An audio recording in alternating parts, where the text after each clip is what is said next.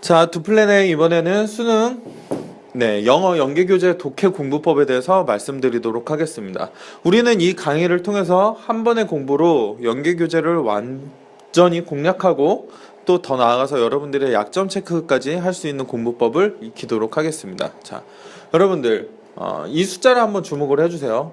자, 5%라는 숫자가 뭘 의미하는지 혹시 아시나요? 네, 이 수치는요 바로 수능 영어를 응시하는 학생들 중에서 영미권 국가에 일정 기간 이상 거주하다 혹은 학교 교육을 받다 온 학생들의 비율을 뜻합니다. 이미 이것도 몇 년 전 자료로 아마 5%를 넘어갔을 거예요. 네. 그런데 문제는 우리가 목표하고 있는 1등급에 배정된 숫자는 전체 학생들 중 4%라는 거죠. 즉 우리는 영어 실력을 키우기 위해서 외국에서 살다 온 학생들과 경쟁을 해서 그들을 다 제치고 이 자리까지 올라가야만 1등급을 얻을 수 있다는 결론이 나오는 것입니다. 조금 버겁게 느껴지실 수 있죠. 과연 우리가 1년 동안 수능 공부를 열심히 한다고 해서 그 영미권 국가에 살다 온 학생들보다 더 영어를 잘할 수 있게 될까요? 이 영어 실력을 키울 수 있느냐?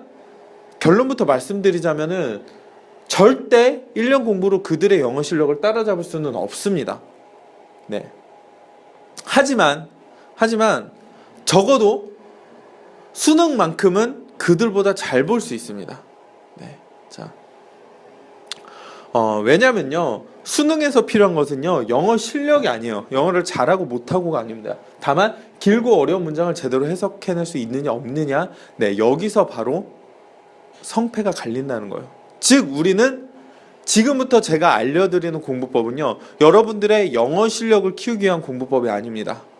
단지 여러분들의 수능에서 영어 점수를 잘 받게 해주기 위한 공부법이에요. 아시겠죠? 저한테 무슨 제가 여러분들의 영어 실력을 근본적으로 끌어올려주고 무슨 이 공부가 끝나면은 뭐 수능 공부뿐만이 아니라 무슨 듣기 말하기 능력까지 커지고 이런 거 절대 바라지 마세요. 아시겠죠? 그건 제 능력 밖의 일이고요. 여러분들에게 지금 당장 필요한 것은 절대적으로 그냥 수능 영어 잘 보는 것이기 때문에요. 저는 거기에만 집중할 것입니다. 여러분도 거기에만 집중해 주세요. 제가 수능 평가원 모의고사 보면 항상 상위 1% 안에 들었었고 영어 실력이요 1% 안에 들었었고 잘난 척하는 거 아니고요. 수능 영어도 결국 상위 2, 3% 정도의 성적을 얻어서 무난히 1등급을 받았는데 제가요 외국인을 만나잖아요. 그러면은 떠듬떠듬하면서 말 한마디도 제대로 못해요. 정말로. 그렇다고 우리나라 영어 교육이 잘못됐다 이런 거 얘기하려는 건 아니고요. 물론 우리나라 영어 교육 잘못된 거 모르는 사람 있습니까? 무슨 영어를 10몇 년을 배웠는데 외국인 만나면 말 한마디 못하고 무슨 영어로 문장 하나 제대로 자신 있게 작성한 줄 못하는데 영어 교육이 제대로 된 게 아니죠. 근데 지금 그딴 거 얘기하려는 게 아니고 그런 교육에 희생이라고 얘기를 할게요. 희생돼서 말 한마디 제대로 어버버버 못하는 저도 수능 영어 1등급이 나왔어요. 영어 유창한 애들 다 제끼고서 1등급을 받았다는 거죠. 그러니까 여러분도 충분히 수능 영어 점수 따는 거에만 집중을 하면은 얼마든지 수능에서 1등급 얻을 수 있습니다. 그러니까 그거에만 집중을 하세요. 나중에 외국인 만나서 쌀라쌀라 대화하고 자시고 그런 거는 그거에 대학 가고 나서 20살 이후에 여러분들 알아서 할 일이고요. 거기까지 저희는 신경 쓸 겨를이 없습니다. 여러분도 거기까지 신경 쓰지 마세요. 아시겠죠? 그냥 영어 시험 요번에 수능 영어만 잘 보고 나면 영어 실력을 근본적으로 키우건 말건 그런 거 할 수 있는 기회는 얼마든지 제공이 되니까. 아시겠죠? 더군다나 우리에게는 그들과 대적할 수 있는 아주 최강의 무기가 있습니다. 무엇이죠? 마치 우리에게는 수능 영어에 있어서는 축제와도 같은 연계교재라는 선물이 있기 때문에 장담하건대 이 연계교재만 제대로 활용을 해주신다면 여러분들은 그들과 당당히 맞서서 이겨낼 수 있습니다. 자, 제가 제시해드리는 연계교재 독해법이 이게 그다지 쉬운 게 아니에요. 시간도 굉장히 오래 걸리고 어떤 학생들은 머리가 불타는 느낌이 난다고 그래요. 수학 공부할 때 보통 그런 거 느끼시죠? 진짜 머리를 쥐어짜가면서 공부를 하고 이런 걸 느껴보시는데 영어에서는 그럴 경험이 별로 없었을 거예요. 근데 이 방법을 실행해본 학생들은 그걸 느낀다고 합니다. 물론 저도 그랬고요. 그래서 제가 이 공부 방법을 활용을 해서 엄청난 효과들을 얻어냈습니다. 지금부터 이 공부 방법을 통해서 여러분들이 얻게 될 효과에 대해서 확실히 알려드리도록 하겠습니다. 첫째로 연계 교재를 완벽하게 마스터하게 될 거예요. 즉 이 공부 방법을 통해서 연계 교재를 공부하시면은 수능에 이 지문이 그대로 등장한다. 굳이 해석을 안 하셔도 공부를 하실 수가 있습니다. 문제를 풀어낼 수가 있습니다. 네. 그 정도로 마스터하게 해드릴 거예요. 둘째, 최소 시간 투자의 복습을 위한 준비를 해드릴 것입니다. 연계 교재가 있죠. 수능 전에 그 연계 교재를 완벽하게 마스터 하셔야 돼요. 물론 1번을 통해서 마스터가 되겠지만 그렇다고 사람이 그렇게까지 간이 큰 사람이 없습니다. 네, 복습을 안 할 수는 없어요. 하지만 최소 시간 투자해야 되죠. 여러분들 영어만 보는 거 아니잖아요. 국어, 수학 탐구해야 되죠. 특히 수학 시간 엄청나게 들여야 되는데 영어 뭐 이거 복습한다고 연계 교재 처음부터 끝까지 또 보고 이럴 겨를 없습니다. 아시겠죠? 최소 시간을 통해서 복습을 할 수 있게 만들어 드리겠습니다. 자, 세 번째, 독해에 필요한 문법 사항을 완벽하게 학습하게 해드리겠습니다. 항상 강조하지만 독해에 있어서 가장 큰 기둥이 되는 거 두 개를 꼽으라면 문법과 어휘예요. 그 중에 문법을 완벽하게 독해에 최적화시킨 문법 학습을 할 수 있게 해드리겠습니다. 네 번째, 자신의 독해 약점, 어휘가 문제인지 문법이 문제인지 어디에 문법의 문제라면 어디에 약점이 있는 건지 확실하게 파악을 해서 최고의 효율로 공부를 할 수 있게 해드리겠습니다. 다섯 번째, 독해 속도가 놀라울 정도로 향상이 될 거예요. 아시겠죠? 네, 이 5가지 원리가 어떻게 구현이 되는지는 자세한 설명을 곧바로 이어서 해드리도록 하겠습니다. 이런 효과를 통해서 저는 3월 모의고사 영어 5등급에서 바로 6월 평가 모의고사에서 100분위 99까지 단번에 상승했습니다. 그러니까 믿고 꼭 따라와 주세요. 단계는 다음과 같습니다. 첫째, 연계 교재를 풀어주세요. 이때 사전을 사용하지는 않습니다. 아시겠죠? 실전과 최대한 동일한 조건에서 풀어내는 거예요. 아시겠죠? 뭐 딱히 시간 제한은 두지는 않을게요. 두 번째, 문제를 풀면서 해석이 잘 안 되는 문장과 모르는 단어에 표시를 해두세요. 네, 저 같은 경우에는 어떻게 했냐면요, 샤프 가지고 분필이 없어졌네요. 네, 여기 있네요. 네, 자, 가끔 없어져요 이게. 자, 샤프를 가지고 해석이 잘 안 되는 문장에 밑줄을 그었고요, 모르는 단어에 이렇게 동그라미를 쳤어요.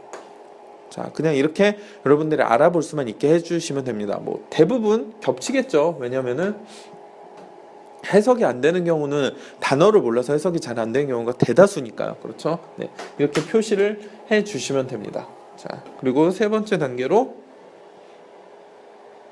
모르는 단어의 뜻을 찾아보면서 해석에 도전을 해보세요. 자, 여기서 이 사이에 뭔가 하나가 빠졌는데 그게 뭐냐면 채점이거든요.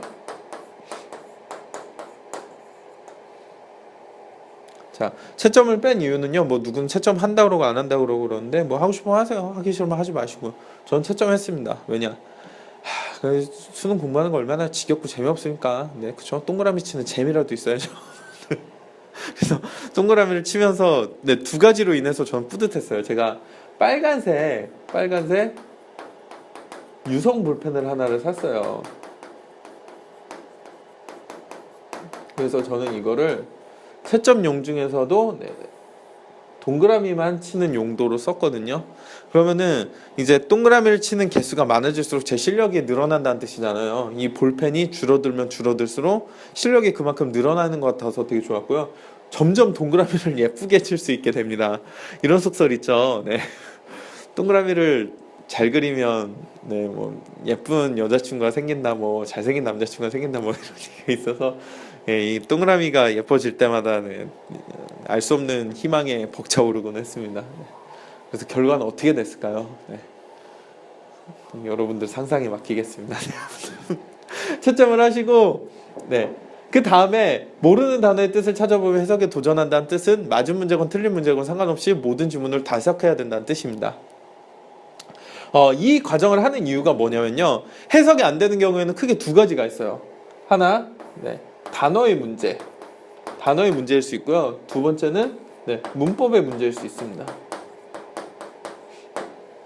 우리가 주목해야 될 건 바로 여기에요.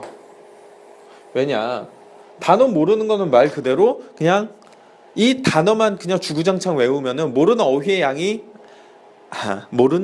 늘어나면 안 되죠. 외우는 어휘의 양이 늘어나면 자연적으로 해결이 돼요. 근데 문법을 몰라서 해석이 제대로 안 된다, 정확하게 안 된다라고 하면요, 바로 직접 찾아가지고서 공부를 해줘야 된다는 거예요. 문법 책을요. 네, 그렇죠. 네. 자, 여기서 또 하나 언급을 해드릴 게 뭐냐면요, 이 해석인데요.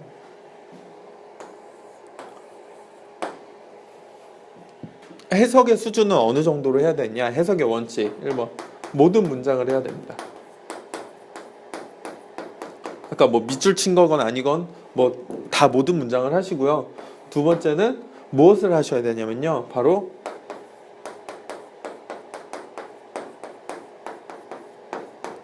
해설지 수준으로 하셔야 돼요. 자, 해설지를 보면요, 굳이 전 문장을 안 보더라도 이 글이 무슨 뜻인지를 이해를 할 수가 있죠. 무슨 글인지를 안다는 얘기예요. 근데 여러분들이 해석을 하실 때 어떻게 하냐면요, 대강해요. 한 정확한 의미가 100이라고 하면 한 6, 70 정도로 그냥 대강하고 넘어간다는 거죠. 예를 들어서 우리나라의 법 체계는 뭐 미국식 법과 독일식 법으로 나뉜다. 뭐 미국식 법은 어떤 특징을 따르고 독일식 법은 어떤 특징을 따르는데 우리나라는 독일식의 뭐 원칙주의를 따라서 형량은 이런 식으로 결정이 된다. 이렇게 정확히 해석을 해야 되는데 뭐 이렇게 한다는 거죠. 우리나라는 나뉜다. 뭐 독일식 법, 미국식 법. 뭐 우리나라는 뭐 독일식 법을 따른다. 독일식 법은 원칙주의. 뭐 이거는 어떤 특징, 이런 식으로 대강대강 해석을 하고 넘어가는데요. 여기서 어떤 문제가 생기냐면요, 바로 문법 사항을 해석에 적용을 할 때 이것이 과연 정확하게 해석을 하느냐 안 하느냐에 따라서 그 의미가 미묘하게 어긋난다는 거예요. 자, 여기서 뭐 그렇게 생각하실 수 있어요. 그냥 의미가 미묘하게 어긋나서 조금씩 어긋나면은 그다지 문제가 없는 거 아닌가요? 자, 이렇게 해석을 하는데, 자, 왜 여기서 이게 문제라고 하는 거냐면요, 사람이요, 문장을 구성하거나 해석을 할 때, 그리고 글을 이해할 때 굳이 100이면 100을 모두 이해하면서 할 필요는 없어요. 왜냐? 대충 무슨 의미인지는 이해할 수가 있거든요. 하지만 이게 70 정도로 여러분들이 이해하는 문장이 쌓이고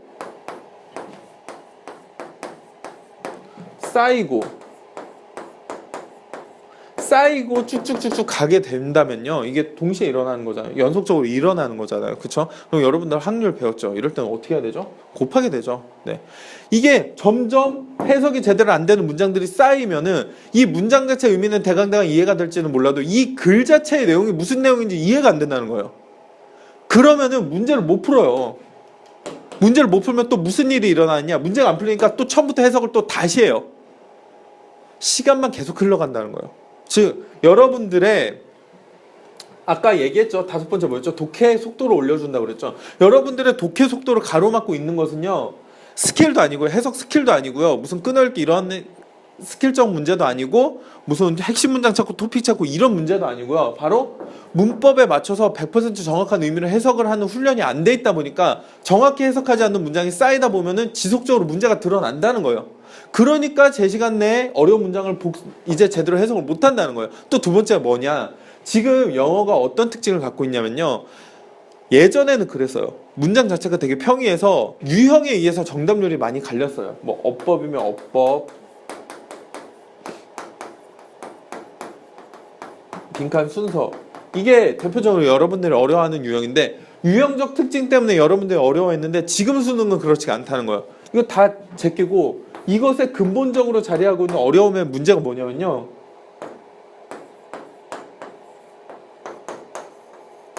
이거예요. 뭔 소리냐, 쉼표 찍고 엔드 찍고 대 써가지고서 문장을 있는 대로 길게 늘여놔요. 자, 이렇게 길어지는 문장이 나오다 보니까 여러분들이 어떻게 되냐, 문법적인 지식이 없어가지고 구조를 정확하게 파악하지 못하면 이 긴 문장이 뭔 소리인지 정확히 해석을 못해요. 더군다나 그래서 다룬 내용이 쉽나요? 어려워요. 진짜 어려워요.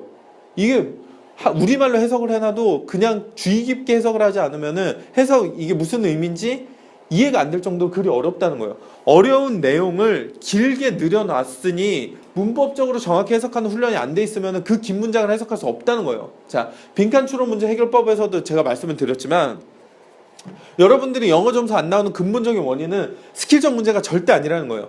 길고 복잡한 문장을 누가 먼저 해석을 할 수 있느냐, 바로 그 싸움이라는 거예요. 그걸 하기 위해서 정확한 문법적 해석을 동원을 할 수밖에 없습니다. 아시겠죠? 자, 그렇게 해서 문법적 책을 찾아보면서 해석을 꼭 하세요. 자, 자, 이렇게까지 해야 되는 문장은 어떤 문장이냐? 자, 3번. 단어를 찾으면서까지 단어를 찾았지만 해석이 안 되는 문장들을 모아서 문법책을 직접 찾아보면서 해석을 하시면 됩니다. 자, 다시 한번 정리를 해보자면요. 여기까지. 연결교재 푸세요. 풀면서 해석이 안 되는 문장 표시하세요. 모르는 단어 뜻을 찾아보면서 해석에 도전하세요. 그래도 해석이 잘 안 되는 게 있을 거예요. 그때는 문법책을 찾아보면서 해석을 시도를 하세요. 아시겠죠? 여기까지 한 거예요. 그 다음이 뭐냐?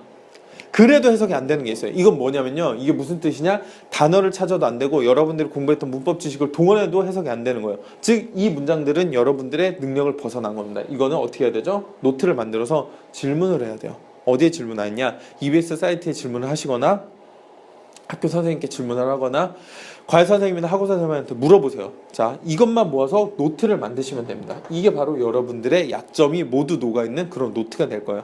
노트 만드는 방법은 제가 예시를 올려드릴게요. 자, 이 방법을 따라서 연계교재 독해 공부를 하시면요, 자, 머리에 좀 쥐가 날 수도 있어요. 굉장히 어려워요. 한 문장 한 문장 다 하려면. 참고로 저는 수능 특강 한 강 푸는데 이 과정 따르는데 2시간 반에서 3시간 정도 걸렸거든요. 대신 공부량이 누적돼서 20강, 30강 넘어가면 속도는 분명히 줄어듭니다. 왜냐? 실력이 늘어나기 때문이죠. 자, 마지막으로 한번 강조를 드릴게요. 여러분들은 무조건 효율성을 추구하셔야 돼요. 왜냐? 시간이 많지 않기 때문이에요. 그 최고의 효율성을 추구하는 방법은 누가 뭐래도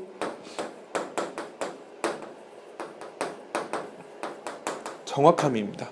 그리고 실력이에요.